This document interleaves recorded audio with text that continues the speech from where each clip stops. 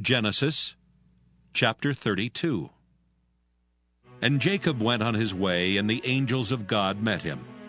And when Jacob saw them, he said, "This is God's host." And he called the name of that place Mahanaim. And Jacob sent messengers before him to Esau his brother unto the land of Seir, the country of Edom. And he commanded them, saying, "Thus shall ye speak unto my lord Esau. Thy servant Jacob saith thus, I have sojourned with Laban, and stayed there until now. And I have oxen and asses, flocks, and men servants and women servants. And I have sent to tell my lord, that I may find grace in thy sight." And the messengers returned to Jacob, saying, "We came to thy brother Esau, and also he cometh to meet thee, and 400 men with him."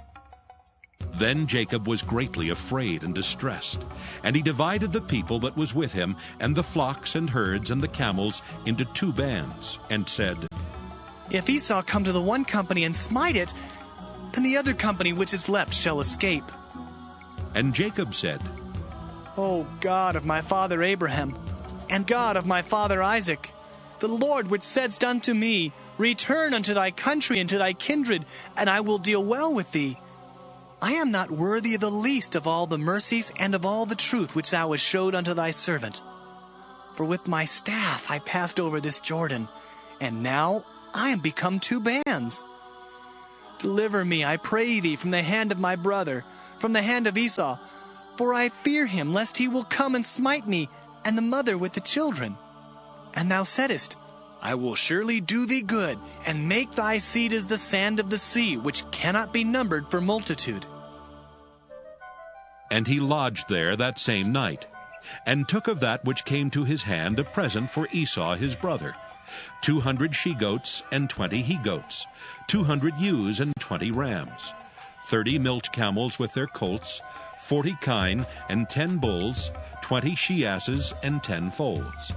And he delivered them into the hand of his servants, every drove by themselves, and said unto his servants, "Pass over before me, and put a space betwixt drove and drove." And he commanded the foremost, saying, "When Esau my brother meeteth thee, and asketh thee, saying, Whose art thou? And whither goest thou? And whose are these before thee? Then thou shalt say, They be thy servant Jacob's. It is a present sent unto my lord Esau. And behold, also he is behind us." And so commanded he the second and the third, and all that followed the drove, saying, "On this manner shall ye speak unto Esau when ye find him. And say ye moreover, Behold, thy servant Jacob is behind us." For he said, "I will appease him with the present that goeth before me, and afterward I will see his face. Peradventure he will accept of me." So went the present over before him, and himself lodged that night in the company. And he rose up that night, and took his 2 wives, and his 2 women servants, and his 11 sons, and passed over the ford Jabbok. And he took them, and sent them over the brook, and sent over that he had. And Jacob was left alone, and there wrestled a man with him until the breaking of the day. And when he saw that he prevailed not against him, he touched the hollow of his thigh, and the hollow of Jacob's thigh was out of joint, as he wrestled with him. And he said, "Let me go, for the day breaketh." And he said, "I will not let thee go, except thou bless me." And he said unto him, "What is thy name?" And he said, "Jacob." And he said, "Thy name shall be called no more Jacob, but Israel, for as a prince hast thou power with God and with men, and hast prevailed." And Jacob asked him and said, "Tell me, I pray thee, thy name." And he said, "Wherefore is it that thou dost ask after my name?" And he blessed him there. And Jacob called the name of the place Peniel. "For I have seen God face to face, and my life is preserved."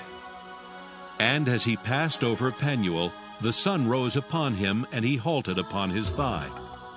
Therefore the children of Israel eat not of the sinew which shrank, which is upon the hollow of the thigh unto this day, because he touched the hollow of Jacob's thigh in the sinew that shrank.